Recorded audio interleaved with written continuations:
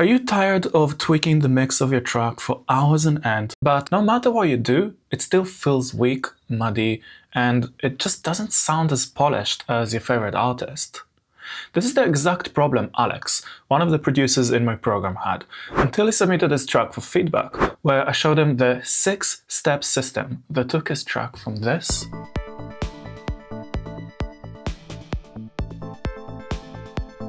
to this.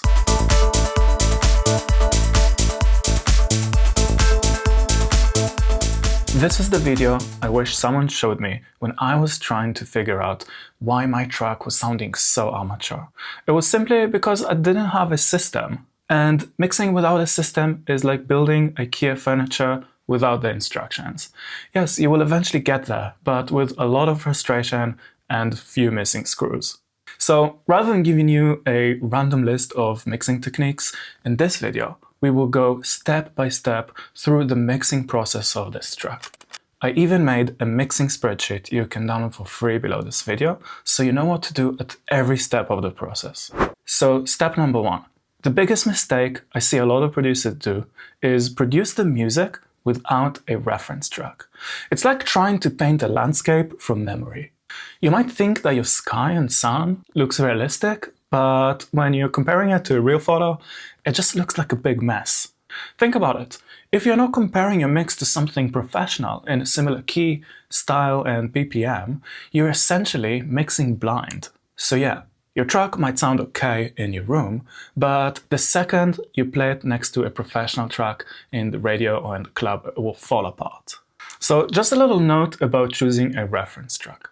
So if your track is in A minor and 130 BPM, like this one, try to find a track which is the exact same style, key, and BPM, but it's not a must. The reference track can be 4 or 5 BPM up or down, and 1 or 2 keys up or down from your track. Now, I'm getting really hot, so I'm going to take my jacket off. This is much better. Now, I like to use this plugin. It's called Reference by Mastering the Mix, and it's placed on my master.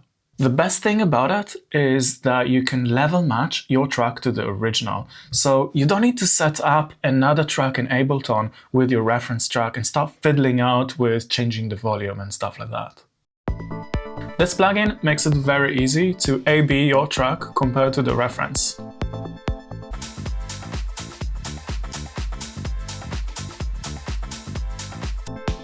The white line that you see here is the volume difference. The dots that are going up and down, that's the dynamic range difference. And the fainted blue area, that's the stereo image difference between your track and the reference. So step number 1 is using a reference track. Now, from first listen, the first thing that we need to fix in this track is the kick. Because you can have the best track, but if your kick sucks, it will just fall apart. In this case, the kick just doesn't have enough low end. Now, I couldn't find a kick that matched the reference track exactly, but I found one which is close enough, so I decided to modify it. To modify a kick, you do need to use a tool such as Kick Ninja or Kick 3, which makes it really easy. But to be honest, if you're a beginner watching this video and you don't have these tools, then just find a kick which is good enough and move on.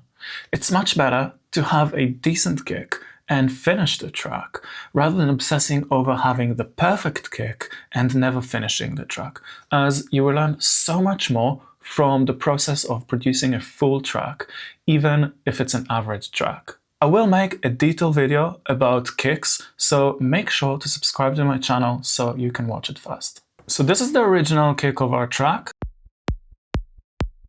and this is the kick I found. Much more powerful.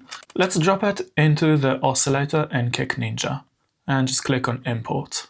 On the Kick Ninja channel, I have a MIDI clip with a note. It doesn't matter which note, anyone would do. The cool thing about this plugin is that it splits the kick into its sub and body and click.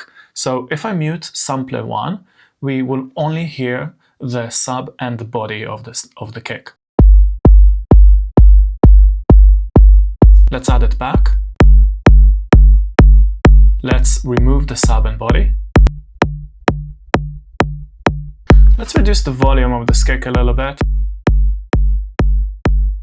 Now let's play it in context with the reference track so we know what we're trying to achieve.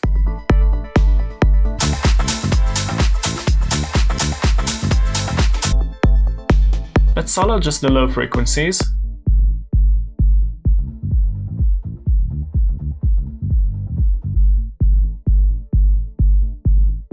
So the first thing that we can hear is that our kick is a lot more boomy, which means that we need to do something about its transient.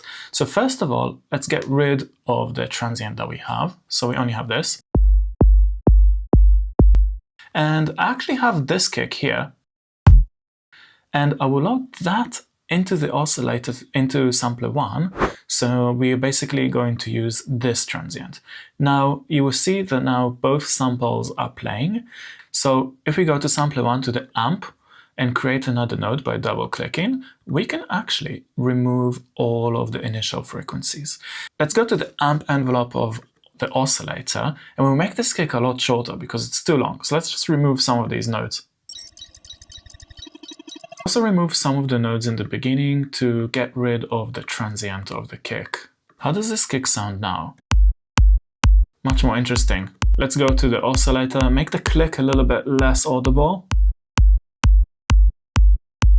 How does it sound in context?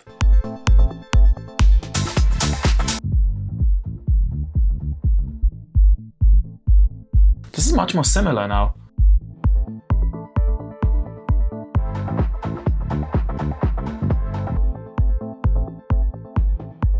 Nice, so really fixed the kick that it actually fits the vibe of the track much more. So step number 2 is choosing the right kick for your track. Step number 3. One of the biggest problems in this track is the bass. It's just not feeling powerful enough, and it's also missing some low-end frequencies.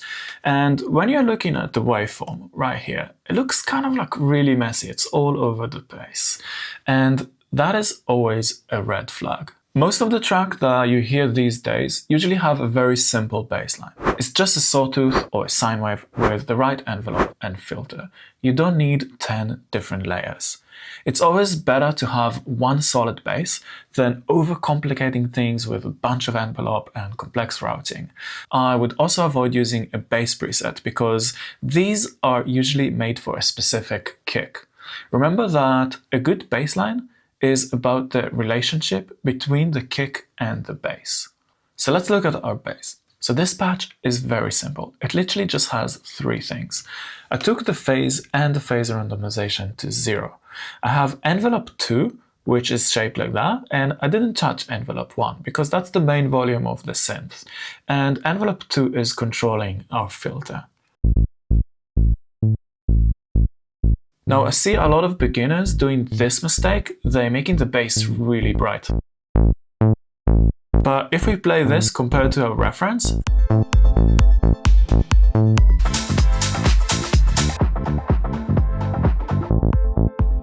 it just doesn't sound right. So let's make it dark again.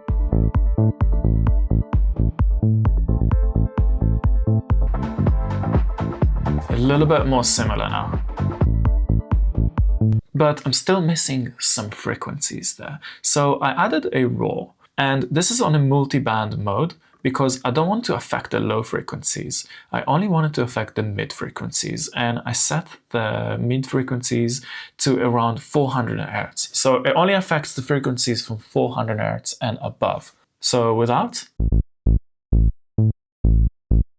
and with. But this sounds a little bit muddy, so I added an EQ before and after. So step number 3 is making a powerful bass. Now, if you ever sat in front of a project and you're not really sure what to do next, that's exactly why I build my program Start to Finished. It's a step-by-step system that keeps moving you forward. So instead of half-finished demos and unpolished tracks, you're actually finishing tracks consistently. Gianmarco was in the exact same spot. He was overwhelmed with tons of tutorials and plugins, but he finished 3 tracks in just 2 weeks since joining. So check the link below if you want to find out more. So step number 4. When listening to the reference track, we can hear clearly that our track doesn't have enough high frequencies. Let me show you how we can fix that. So whenever you're building your percussions, always start with a hat and a clap or a snare. Make sure to always addition at least 2 or 3 samples. In this case, I started with this hat and with this clap. After that, you want to add some sort of a loop, maybe a shaker or a hat loop. In this case, I just took this loop and I chopped it up so it fits around the snare and the clap and the hat.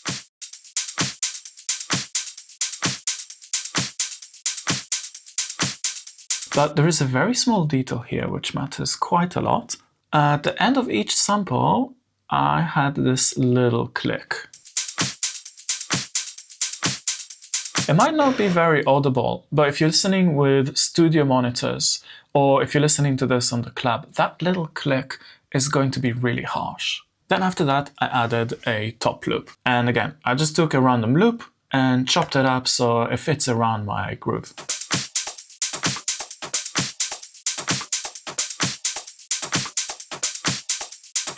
Now, let's listen to the reference track and compare it to what we did so far.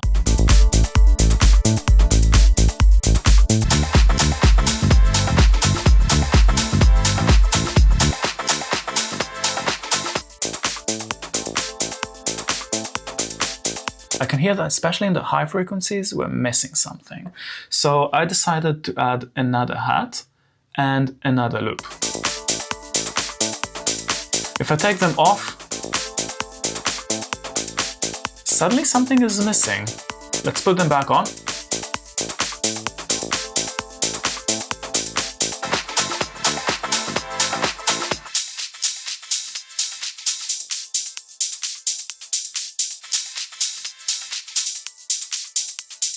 So the general rule when you're layering is that the layers need to have a different character from the existing sample.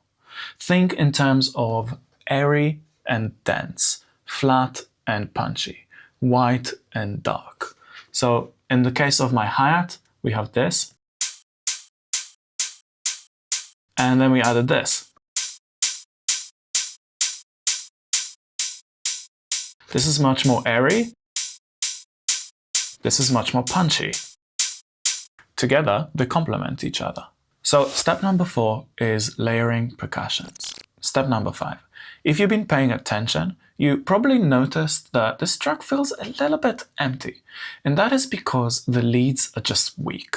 So there are 4 things that we can do to fix that. So first of all, we have this lead. And we also have this one.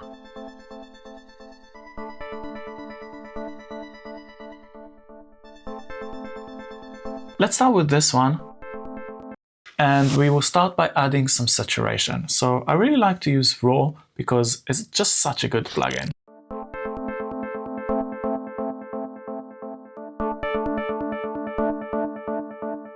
But now we have a little bit of a problem because it sounds a little bit muddy. So let's EQ this.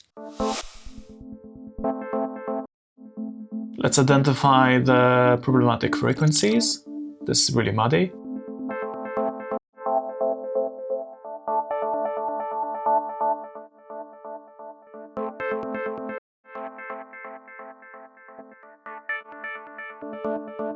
Before and after. Now let's go to this sound. Let's do something very similar. Let's add another raw.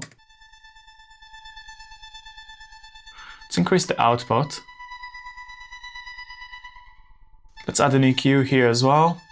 Let's cut the low frequency. Notice how much rumble there is down here.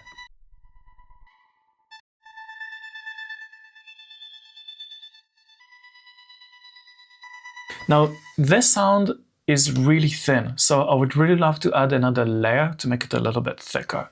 Let's do it really simple. On Vital, I have a one note in A. Let's start by making it a little bit wider. And let's add a filter. Let's take this LFO and add it on the filter cutoff. make it a bit quicker. Let's also add an EQ so it only affects the higher frequencies. Let's also reduce the volume because it's a little bit overwhelming. Let's play them all together.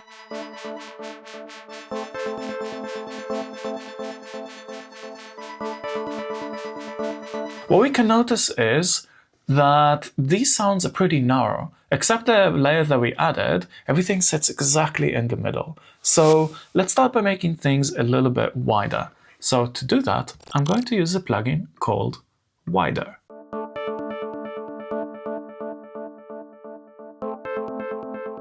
And let's bypass the lower frequencies. Before, after. Let's copy the wider into this sound.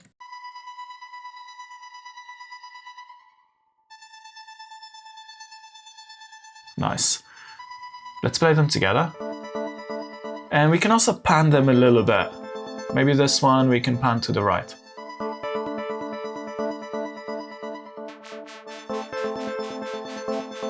And this to the left. Amazing. Just to remind you, we have started with this.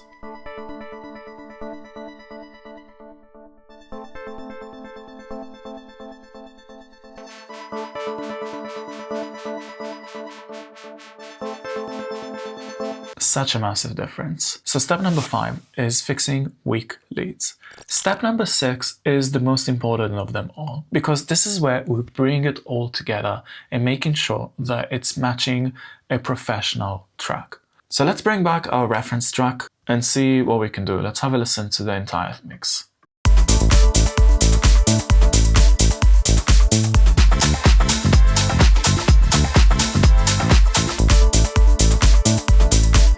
We already see that it's pretty good. The main problem is right here.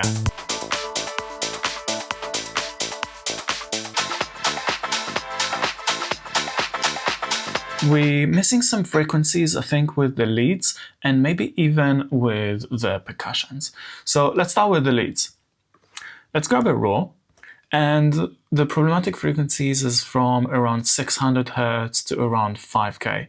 So let's change this to multiband. Let's set the low cross to around 600, and we will set the high cross to around 5K. Let's have a listen.